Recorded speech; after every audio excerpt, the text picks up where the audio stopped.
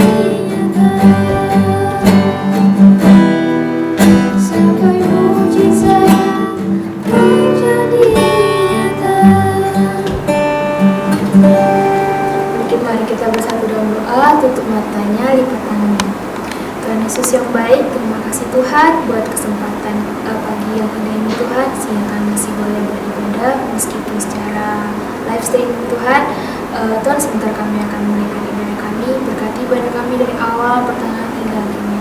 Kami serahkan ibadah kami hanya dalam tangan Tuhan. Terima kasih Tuhan, kami sudah berdoa dan bersyukur. Haleluya, amin. di tongkat pujian kita, bersyukur.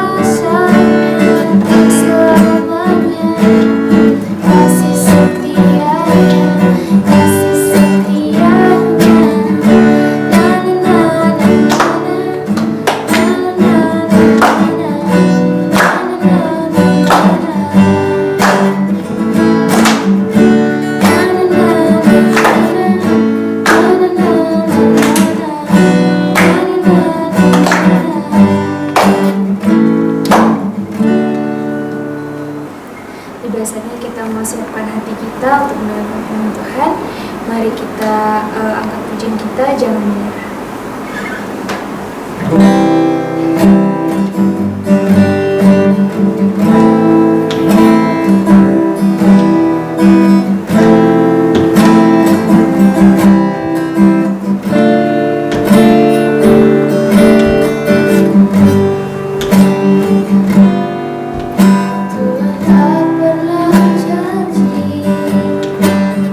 Selalu biru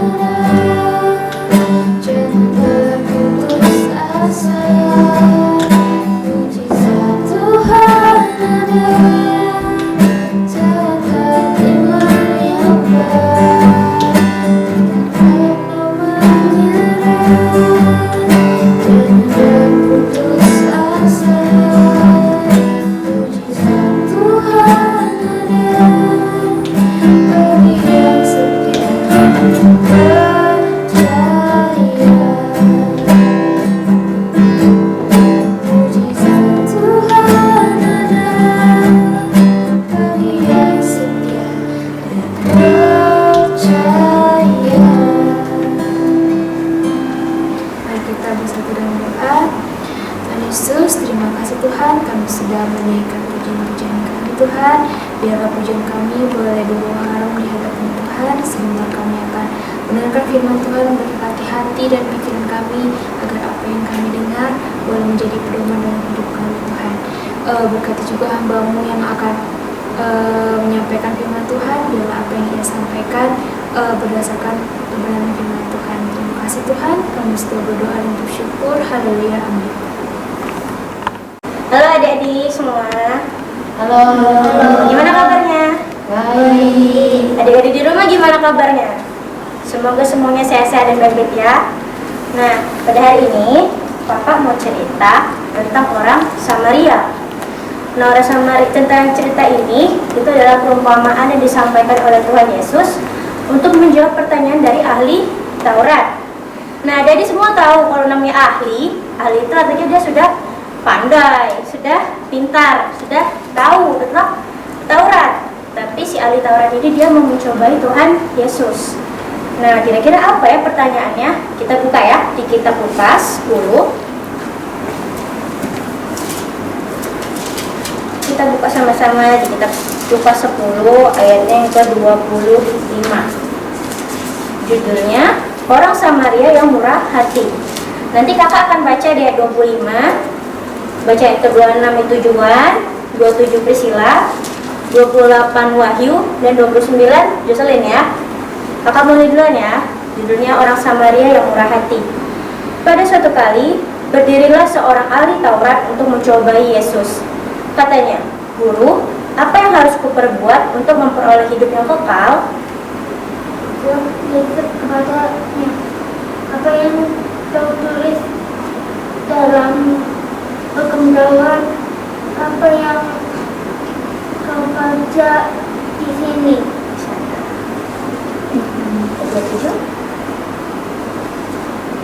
Jawab orang itu, "Kasihilah Tuhan Allahmu dengan segenap hatimu dan dengan segenap jiwamu dan dengan segenap kekuatanmu dan dengan segenap akal budimu, dan kasihilah sesamamu manusia seperti dirimu sendiri." Kata Yesus kepadanya, "Jawabmu itu benar, perbuatan demikian maka engkau akan hidup." Tetapi untuk membenarkan dirinya, orang itu berkata kepada Yesus, "Dan siapakah sesamaku manusia?" Oke, cukup sampai situ kita bacanya. Tutup dulu semua kita. Tutup dulu, nanti kita berdoa gitu. Belum. Kemudian Tuhan Yesus menyampaikan perumpamaan tentang seseorang. Ini ada berapa orang? Ada satu orang ya. Dia lagi jalan kaki. Bawa apa tuh dia di tangannya? Bawa tongkat. Dia berjalan dari Yerusalem menuju ke Yeriko. Kemudian pada saat dia jalan-jalan, dia bertemu dengan penyamun. Penyamun itu artinya perampok. Ini dia yang di tengah, yang pakai baju warna ungu. Perampok-perampoknya bawa apa itu? Bawa senjata tajam. Kemudian orang ini dirampok. Diambil semua hartanya, diambil semua uangnya, bahkan diambil juga pakaiannya. Kemudian dia dipukuli dan dibiarkan setengah mati, dalam keadaan setengah mati. Tuh, badannya luka-luka kan? Badan luka-luka. Kemudian penjahatnya pergi. Pada saat keadaan seperti ini, ada seseorang yang lewat. Ini dia yang lewat. Dia adalah seorang imam. Nah, pada saat dia melihat orang ini, wah, ada yang habis kena rampok nih. Apa yang dilakukan imam itu, ada yang tahu nggak? Menolongnya. Di rumah ada yang tahu? Imam ini dia nggak menolong, dia lewat aja. Dia biarin aja tuh ada orang yang habis kena rampok, ada yang terluka. Nah, setelah si imam ini lewat juga nih seseorang lagi. Pakai baju warna apa tuh? Warna putih ya bajunya. Dia adalah seorang Lewi. Dia lihat ada orang yang terluka. Kira-kira apa yang dilakukannya? Jalan saja, betul. Dia hanya jalan saja, dia lewat aja. Tidak peduli dengan orang ini. Kemudian lewat juga seseorang. Ada yang tahu nggak dia naik apa? Kedelai. Naik apa? Kuda Mil? Kedelai. Kedelai. Naik keledai. Keledai. Dia lagi berjalan lewat situ, jumpa sama orang ini yang terluka. Kira-kira apa yang dilakukannya? Ada yang tahu? Hah? Ditolong? Tidak. Tidak ditolong? Ditolong. Dilewatin aja. Si orang ini adalah seorang Samaria. Dia kemudian menolong Iya benar. orang ini. Tuh. Dia menolong orang yang terluka tadi. Dikasihnya apa tuh? Di gambarnya dikasih minum. Kemudian dibalut luka-lukanya. Terus dituangi dengan minyak dan anggur. Kemudian orang yang terluka ini dibawa naik ke atas apa tadi? Keledai, ke atas keledai. Kemudian dibawa ke ini tempat penginapan. Di tempat penginapan inilah si orang yang terluka ini dirawat luka-lukanya. Nah, keesokan harinya orang Samaria tadi dia kasih duit, kasih uang sama pemilik penginapan tadi sebanyak 2 dinar.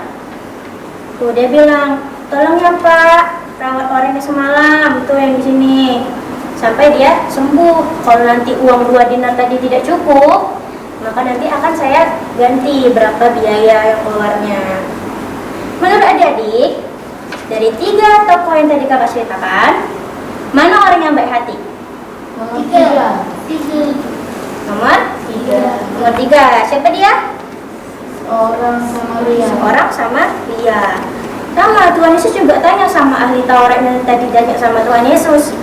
Nah, menurutmu siapakah sesama manusia dari orang yang terluka tadi?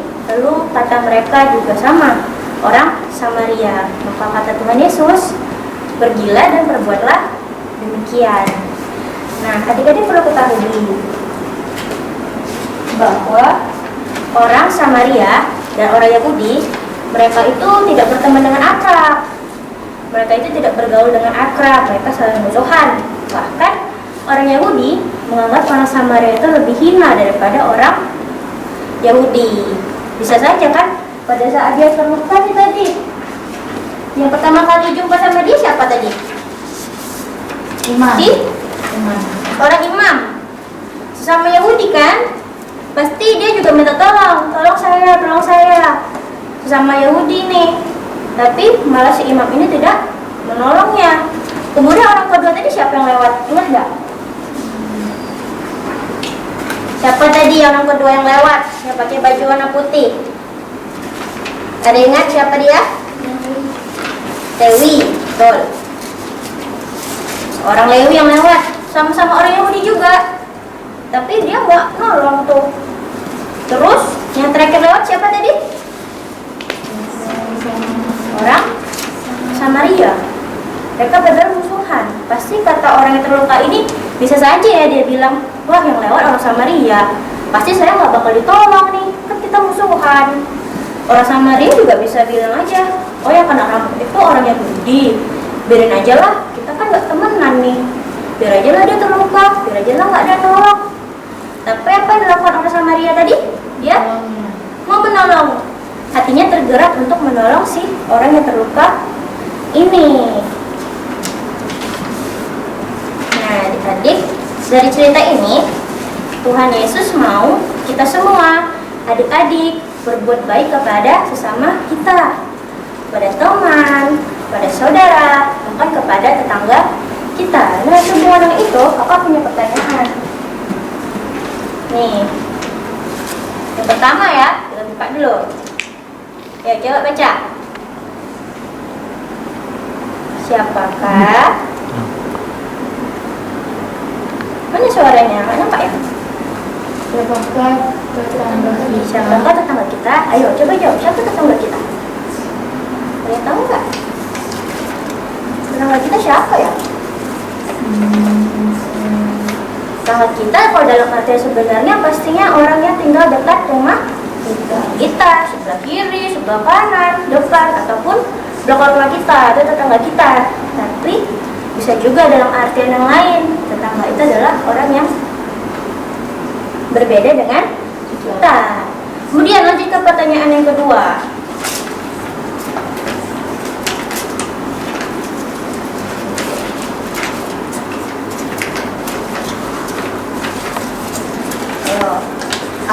Itu yang Tuhan inginkan, ini kita buat semua dalam cerita Alkitab. Ayo, apa yang Tuhan ingin kita buat sehubungan dengan cerita tadi? Ada yang bisa jawab nggak? Supaya kita saling menolong satu sama lain. Saling menolong satu sama lain. Ada lagi?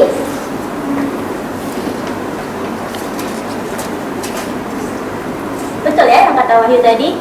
Tuhan mau kita berbuat baik kepada sesama kita. Yang tadi sudah Bapak bilang, sama teman, sama saudara, sama tetangga, bahkan juga kepada orang yang tidak baik sama kita. Sama seperti orang Yahudi dan orang Samaria, mereka saling musuhan kan? Tapi orang Samaria mau menolong si orang Yahudi tadi yang terluka. Nah, setiap kita yang berhenti di samping penderitaan orang lain, sama seperti orang Samaria yang murah hati ini. Nah, orang Samaria tadi kan dia naik keledai ya. Kalau misalnya dia cuma lewat aja bisa dong. Tapi dia mau berhenti dan nolong orang yang terluka tadi, ya kan? Maka kalau kita bertindak seperti orang Samaria ini, kita adalah orang yang murah hati. Kita harus punya rasa peduli dan mengasihi sesama kita.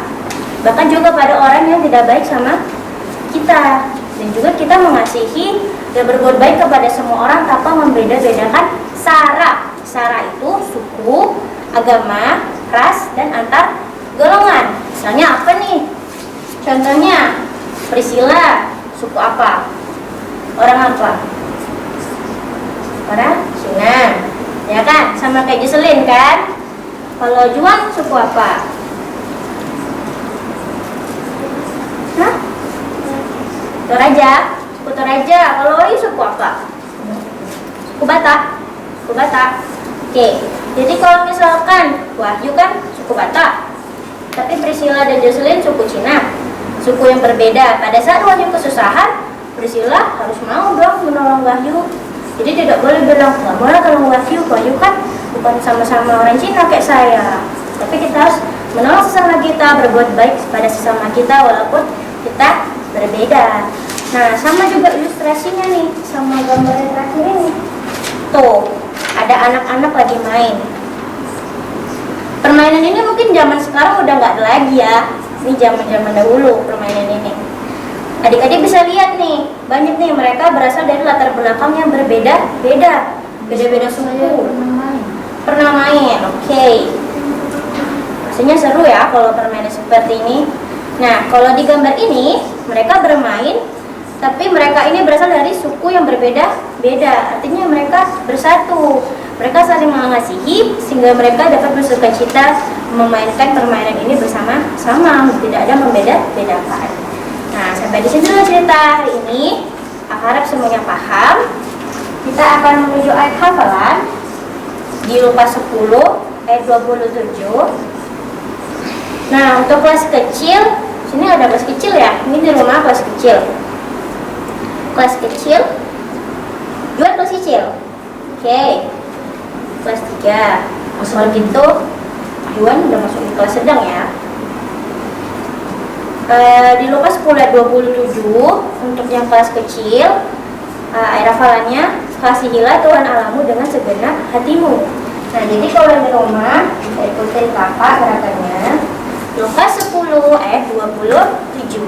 Kasihilah Tuhan Allahmu dengan segenap hatimu. Nah, untuk kelas yang besar dan kelas sedang, kita baca full ayat hafalannya, yaitu kita baca sama-sama di Lukas 10 ayat 27 dari kata kasihilah. Ayo buka lagi kitabnya. Itu rumah juga yang kelas sedang dan besar. Oke? Lukas 10 ayat 27. Oke, sama-sama kita baca ya. 1 dari kata kasihilah. 1, 2, 3. Kasihilah Tuhan Allahmu dengan segenap hatimu dan dengan segenap jiwamu dan dengan segenap kekuatanmu dan dengan segenap akal budimu, dan kasihilah sesama manusia seperti dirimu sendiri. Nah, namanya hafalan, berarti kita harus hafal kan? Biar gampang, biar cepat hafal, kita pakai gerakan. Kasihilah, ikutin ya. Kasihilah Tuhan Allahmu dengan segenap hatimu dan dengan segenap jiwamu, dan dengan segenap kekuatanmu, dan dengan segenap akal budimu, dan kasihilah sesamamu manusia seperti dirimu sendiri. Nah, hafalan ini nanti di rumah adik-adik hafalkan lagi ya. Oke, cukup sekian cerita firman Tuhan pada hari ini. Kita akan berdoa untuk mengakhiri ibadah kita. Kita semua bangkit berdiri. Yang di rumah juga bangkit berdiri ya. Kita mau berdoa.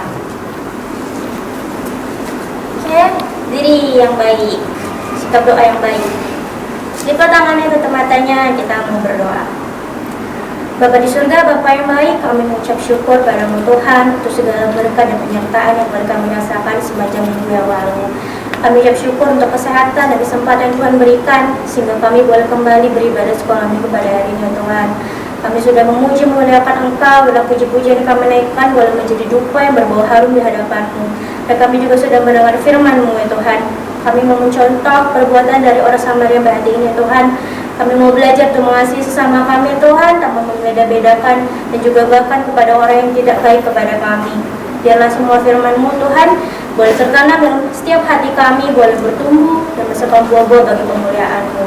Kami juga mau berdoa untuk teman-teman kami, kiranya Tuhan memberkati pendidikan mereka, ya Tuhan, berkati sekolah mereka, berkati pekerjaan orang tua mereka, berikan mereka selalu kesehatan senantiasa. Kami mau akhiri ibadah sekolah minggu hari ini hanya dalam nama Tuhan Yesus Kristus kami berdoa dan mengucap syukur. Haleluya. Amin.